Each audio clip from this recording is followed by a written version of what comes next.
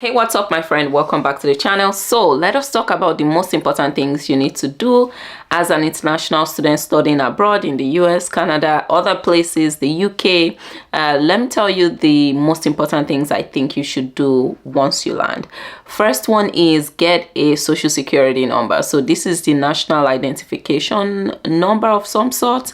I think you should get that very quickly. And this could be, I think it's called social security number in the US, but in Canada I think it's called a different thing. I don't remember now, but irrespective of the country, figure out if you can get the national identification number or anything like social security number and get that as quickly as possible. I think this is an important step because you need it for so many things. Some places you need it to get a job, you need that social security number to open a bank account, to get a credit card, all those things. So I think this is such an important thing you need to prioritize once you land in that country. I don't mean that same day, but you get my point. Like maybe a couple of weeks after you land, try getting a social security number. So number two thing I think you should get, my friend, is a credit card. So this one, there are different opinions about getting a credit card, not getting a credit card, but I'll tell you why I think you should get a credit card.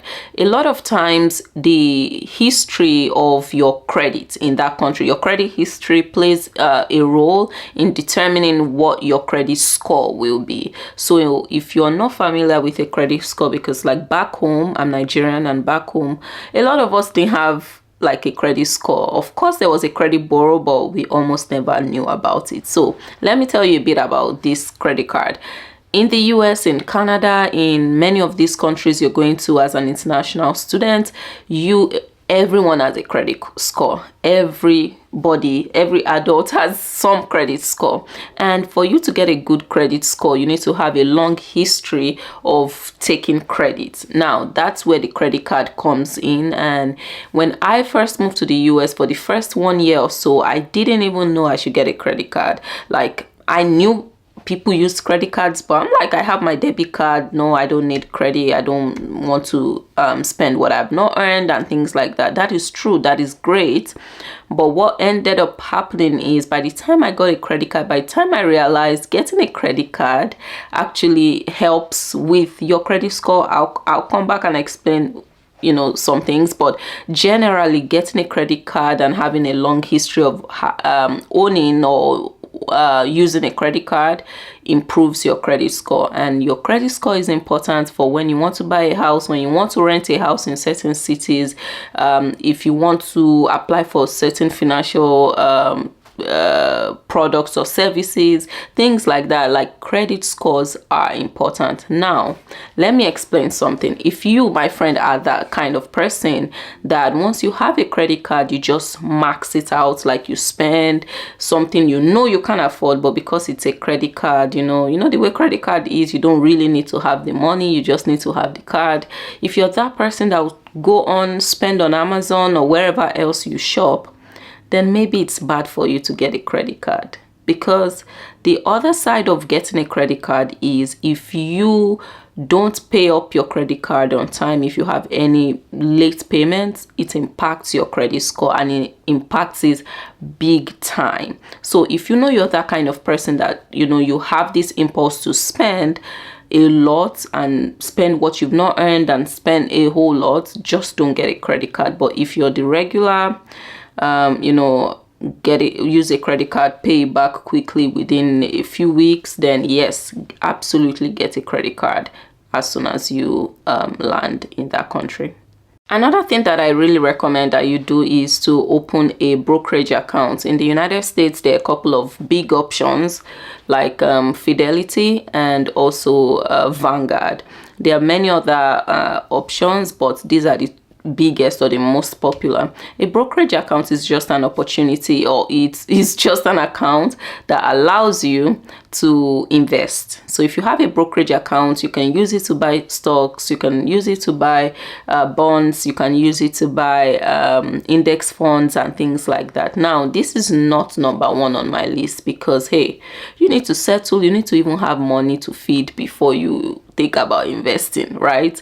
I know, but as soon as you begin to settle, and even if sometimes it's just $500 you have to spare, you should invest it. And a brokerage account is a great opportunity for you to just, you know, invest what you don't need today, and in a couple of years, in many years, you never know, that money may become something that would end up saving you, or you'll just be glad you invested, right? Investing is an important thing, in my opinion. I try to invest a lot. I'm not there yet. I'm not a billionaire yet, but you get what I'm saying. So try your best to open a brokerage account. But for you to open a brokerage account, many of them, you need a social security number. So you see how that social security thing affects everything. So open a brokerage account, and whenever you have any cash that you're not spending on like your basic living expenses, then you should invest it, and invest it using a brokerage account. So that is my recommendation for you. And try Fidelity or Vanguard. Of course, they did not sponsor this video. If Fidelity or Vanguard sponsors my video, listen, I've made it. But try to open an account with either of those two options, or any other option that you like, depending on what country you moved to. So another thing I think you should do once you land is join a community. And when I say community, like I've shared on this channel a couple of times that I struggled a lot with loneliness, and I'm also like an introverted introvert. So right from time, I've usually not been that person that will show up at every event and make friends quickly and all of that.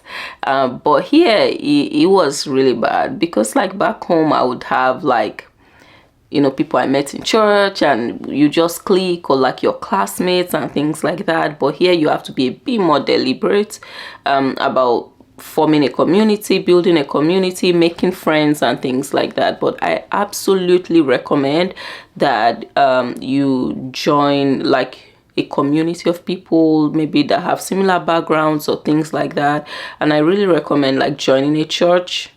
If you are Christian, of course, or if you want to be Christian, I really recommend joining a church. And honestly, you don't even have to be Christian to go to a church.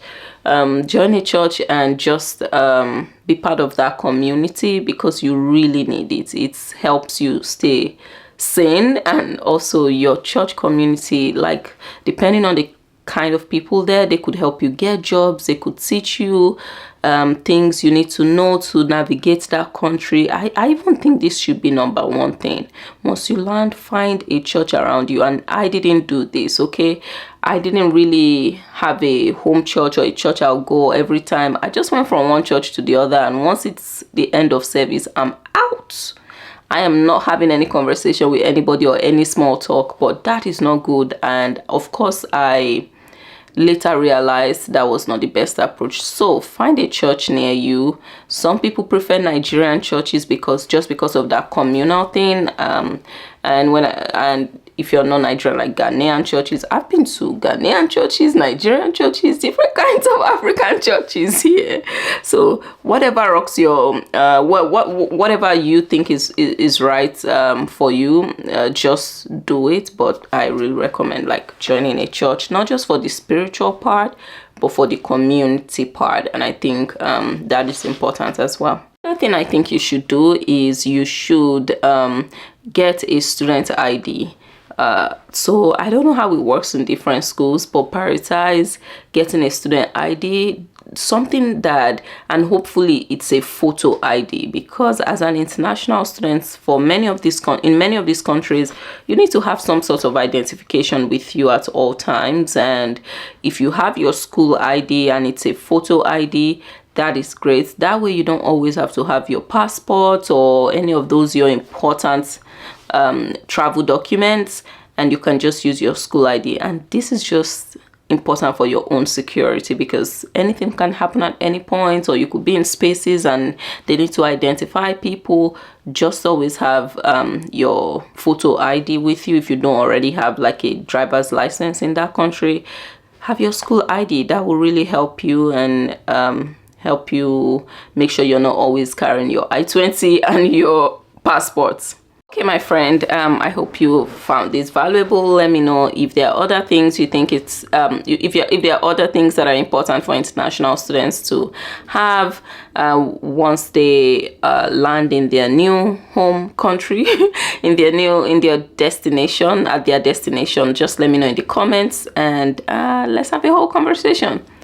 I'll see you in my next video. Give it a thumbs up if you liked it, and also subscribe. Bye bye.